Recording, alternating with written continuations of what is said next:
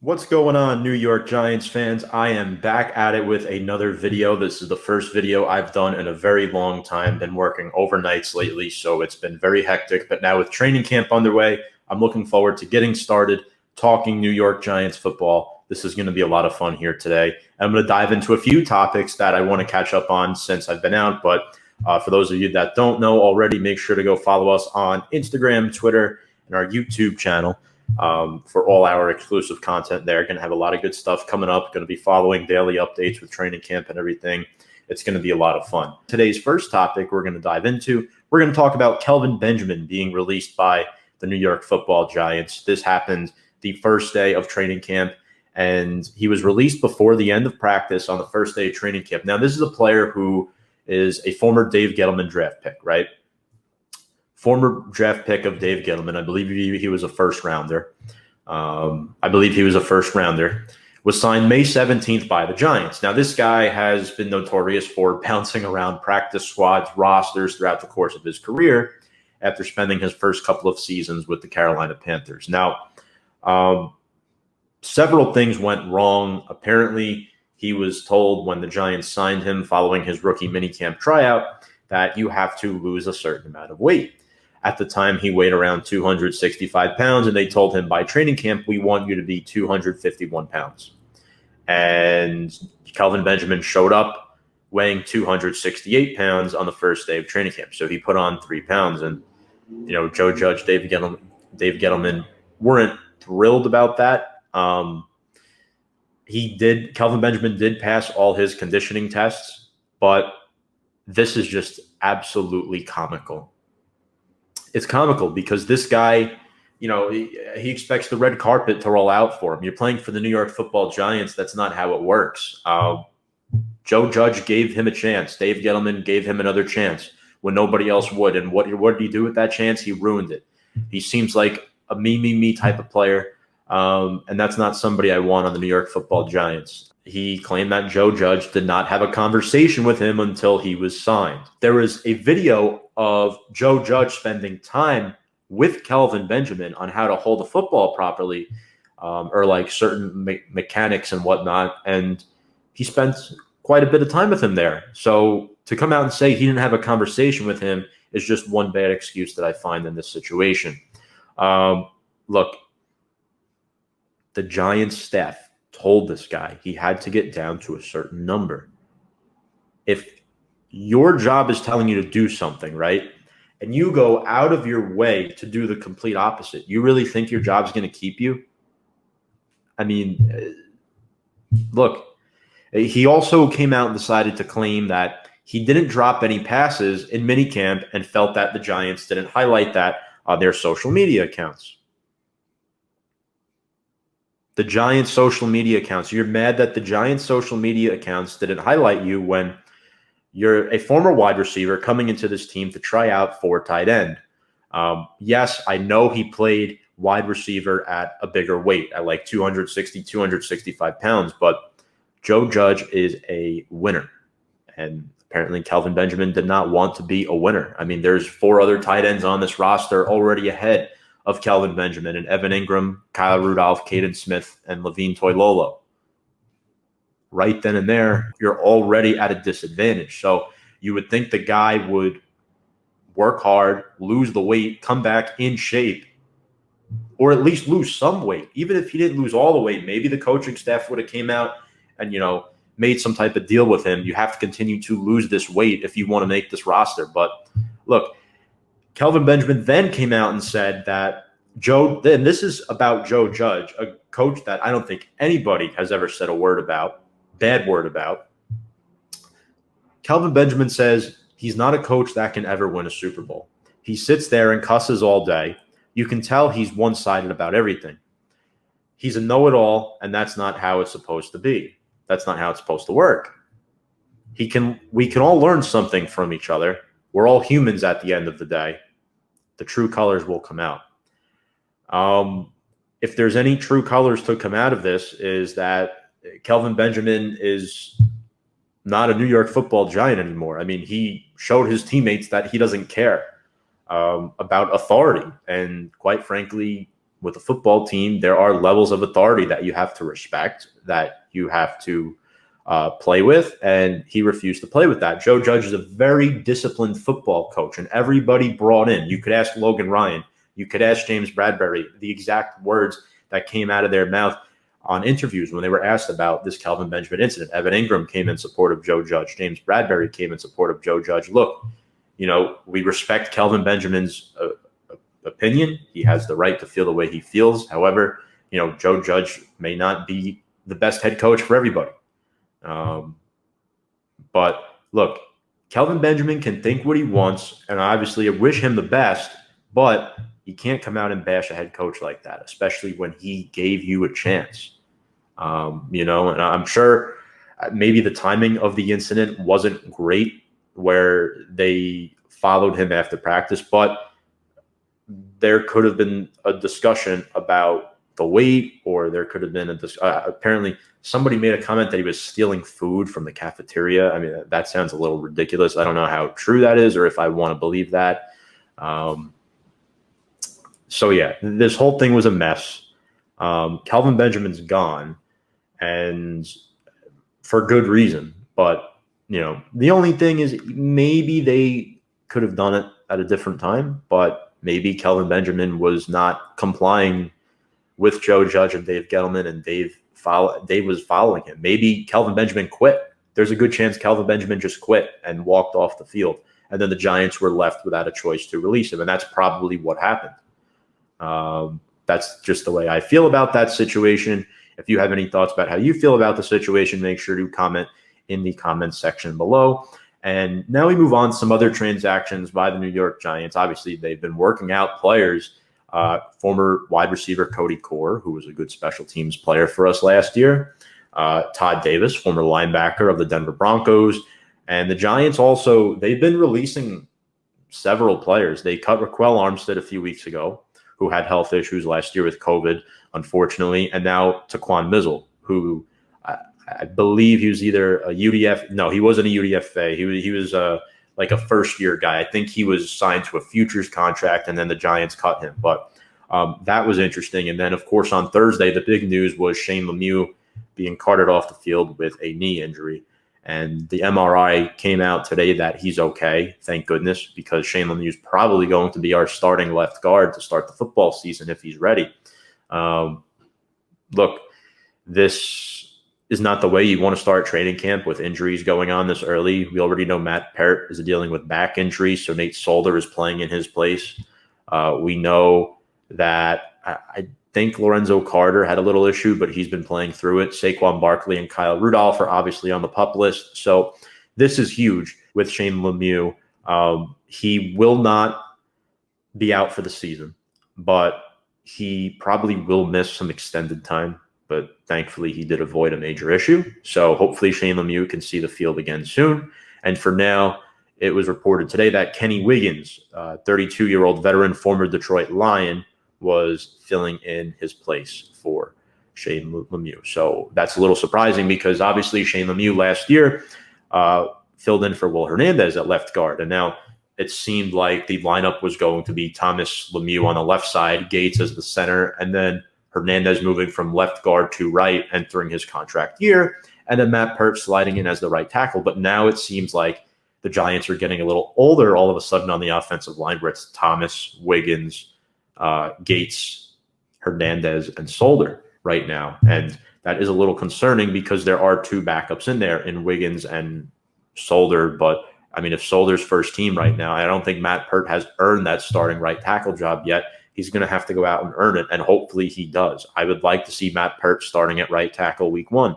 But if this back injury holds him out and the preseason comes along and he's still not ready, you might see Nate Solder starting week 1 at right tackle against the Denver Broncos, a guy who's been practicing from day 1 of training camp. Now, Shane Lemieux, we know last year he was the worst pass blocker at his position in the league, at the guard position. And obviously, I figured, well, Zach Fulton will probably replace Shane Lemieux, who gave up the most sacks at his position last year.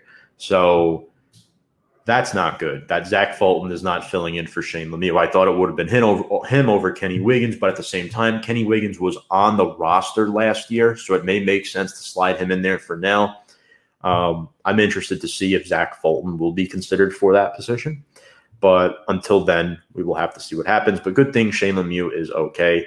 A 2025th round pick entering his second year, who a lot of Giants fans happen to be high on, and apparently so is Mr. Gettleman and Coach Joe Judge. Another thing that I found very interesting in training camp today was that Rodarius Williams had an interception off Clayton Thorson. He was going up to take a pass away from wide receiver David Sills, who I'll touch upon in just a moment. But Rodarius Williams is a guy that I love. Yes, he's older. He's 25. He's a rookie. But he is a sixth-round pick who a lot of people like to potentially push Isaac Yiadom off the roster because as of right now, there's rumors that the Giants could potentially be bringing Nate Ebner back, especially after he opted out of the rugby team for the Olympics. So with him potentially coming back, and you have Peppers, Ryan, and McKinney as your three safeties, and of course Julian Love, in addition to our corners in Bradbury Bunker, Dory Jackson, Darnay, A-Rob. So right then and there, pretty thin for spots. So Rodarius Williams and Isaac Yiadom is going to be a very interesting training camp battle that I'm looking forward to watch because obviously under Patrick Graham's scheme, the Giants are moving into more of a press man coverage, which is why there's been the debate who should start at slot corner, whether it should be Darnay Holmes or Aaron Robinson, a second-year player and a rookie. And here we're dealing with who's going to be the final cornerback to make this roster, who's going to be that number 5 or number 6 corner if they keep. But obviously we know with Joe Judge, the secondary is pretty much positionless, and we saw that last year. So it'll be interesting to see if Rodarius Williams gets a defensive back spot. But this interception helps its case, and I'm pulling for him. I'm pulling for Rodarius Williams. I'm very happy to see that. Another injury, Austin Mack left practice with an apparent leg injury, which is not good. I believe it was a hamstring. I don't think it's too serious, but we know hamstrings can hold players out for a while, and they're not easy to come back from. And right now, the Giants seem to be set, at least with their first 4 wide receivers on the roster, with Sterling Shepard, Kenny Golladay, who is our bona fide number 1 wide receiver, Darius Slayton, Kadarius Toney, who I'll get to in a few moments as well. And then, I mean, you can make the argument John Ross could be the number 5 receiver, but he hasn't necessarily proved anything yet. They brought him in on a 1-year deal. He could be a cut candidate if he doesn't perform well in training camp. But you have John Ross, you have Dante Pettis, you have Austin Mack, who is hurt, and now you have David Sills. So let's say the Giants keep 6 wide receivers, right? So you're looking at the 4 core that I just named. John Ross is probably the 5th best. And then after that, you're looking at, well, assuming Kadarius Toney is not a bust, which I think those bust rumors are absurd as of right now. But you have David Sills, Austin Mack, and I'll even throw C.J. Board in there as well, along with Dante Pettis, all fighting for that number 6 wide receiver. And those are 4 players. So it's going to be very interesting to see what happens. I think Dante Pettis should have the leg up off of everybody. But David Sills, man, he's been impressing. He's picking up right where he left off last year in training camp. He impressed a lot. A lot of people, including myself, thought he was going to make the roster as wide receiver 5, but he went down with a season-ending injury, and he was placed on injured reserve, and we were not able to find out whether he made the roster or not. And then the Giants only ended up keeping 5 wide receivers anyway. So I think now David Sills, who, by the way, has been impressing a lot. He was consistently first in line in receiving drills the last couple of days. Tyke Tolbert, former wide receiver coach for the Giants, was calling him a rep stealer. And that's exactly what he is. He is a rep stealer. Sills is also a former quarterback. So there is versatility there, as where if David Sills does make the roster, you could potentially keep him as an emergency quarterback. And I know Kadarius Toney's thrown a few passes as well, but I like David Sills a lot. I actually do hope he makes the roster as wide receiver 6 behind Ross and the core 4. And then hopefully, we'll see if they're able to keep some of these younger players around on the practice squad. And don't forget, we still do have Derek Dillon from LSU last year, another undrafted free agent we got in last year's draft. So David Sills, Rodarius Williams, Shane Lemieux, several different topics I've been talking about today. And then just some more roster updates I want to recap before we sign off here. Kadarius Toney obviously had COVID-19. He was placed on the COVID-19 list. He is off it now, and hopefully he is okay, and he's able to be what he was in rookie minicamp. I know he's been having some issues right now. A lot of people are coming out and, just saying that he shouldn't be rapping on the side, which is a little absurd because it's a hobby that he enjoys. It's a hobby that he loves. That's like saying Blake Martinez can't play Pokemon cards. And, it's a little ridiculous if you ask me, but let Kadarius Toney rap. Let him do what he loves to do. Let Blake Martinez play Pokemon cards. There's nothing wrong with that stuff. As long as these guys, are staying out of trouble. And that's the biggest thing. Football players, young football players, are going to benefit more from a coach like Joe Judge, where, you're going to focus on the important fundamentals and learning the football game. And right now, Kadarius Toney's had a little trouble, whether it's been the cleat issue, which was not on him, that was on the training staff, COVID-19. I mean, I'm not going to get into like the vaccination stuff, but Kadarius Toney is a huge part of this offense for 2021. And I hope he is there for the Giants. And I think he's going to be a very dynamic player in the slot, maybe line him up in the backfield next to Daniel Jones. And I like him a lot. I think he's going to be very beneficial and part of a hopefully explosive offense in 2021. Now, obviously, there's been reporters already coming out and saying that the Giants offense is off to a slow start. And of course, the media is going to pick on that, probably because Jones made a bad play or two or overthrew. I know he overthrew Evan Ingram once in practice. So, they're going to pick on those things. But Kadarius Toney is off the COVID-19 list. However, Blake Martinez is on it, which is not good because Reggie Ragland, I believe he's on the non-football injury reserve list. So the Giants are already down 2 inside linebackers, which means you're looking at 2 7th-round picks from last year starting at your 2 interior linebacker spots right now in Tay Crowder and Carter Coughlin, who is transitioning from the edge rusher position to the inside linebacker position. So that's going to be interesting to see 2 7th-round picks from last year at our 2 starting linebacker spots until Blake Martinez returns from the COVID list and when hopefully Reggie Ragland returns from the non-football injury list. So I'm looking forward to seeing that. Another safety was also placed on the COVID list, Josh Kalu. Don't know much about him, but the big news again is Saquon Barkley. What's going to happen with him? Is he going to be ready for week 1 with the Denver Broncos? I don't know. Personally, I think they're taking the best approach to this as possible. Do not rush him back.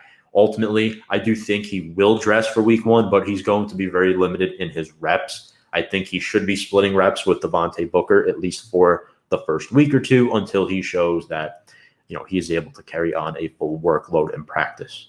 With that being said, the Giants are expected to bring back former running back from last year, Alfred Morris, next week. Alfred Morris appeared in 9 games for Big Blue last year. Very familiar with Jason Garrett. He played under him in Dallas. Having him, Joe Judge, and Jason Garrett, they have good chemistry with Alfred Morris. He's probably an insurance policy, good security blanket during Barkley's rehab process because as of right now, the running back depth chart is looking very thin. Right now it's Devontae Booker, it's Gary Brightwell, it's Corey Clement, and if they bring Alfred Morris back, I know there's other players like Sandro Platzgummer is on the roster. He may be getting some looks, international gateway player, but we'll see what happens with the Giants backfield. I think that's what I'm most intrigued to observe in this training camp is what's going to happen. Who's going to be the starting running back week 1? I think that's the biggest question, right? We kind of know who's probably going to start everywhere else, even though there are some clear positional battles. The running back position is the biggest question mark where we don't know. Like other positions, we have an idea. It's probably going to be Shane Lemieux if he's healthy at left guard. It's probably going to be Matt Pert at right tackle if his back holds up. Reggie Ragland or Tate Crowder will probably be that inside linebacker 2 spot in certain situational plays next to Blake Martinez. So right then and there, we're looking at a very, very set Giants roster heading into 2021, barring any injuries, but hopefully everyone who's dealing with injuries is okay. By the way, I'm going to FanFest on August 11th. I'm really looking forward to that. I hope to get to see some of you guys there. I know there's going to be a tailgate in Parking Lot G, so I'm really looking forward to that. I will be there, and I will also be there for week 1, Giants-Broncos, so that's going to be a lot of fun. We're going to be bringing our live streams back soon as well as we get closer to the start of the season. We're also going to do a 53-man roster prediction show. Going to have a couple of my buddies to come on and do that with me, but until then, thank you all very much for watching. Make sure to go check us out on Instagram, Twitter, and YouTube at Big Blue Avenue. Hope you all have an awesome weekend, and I will catch you all on the next video. Go Giants.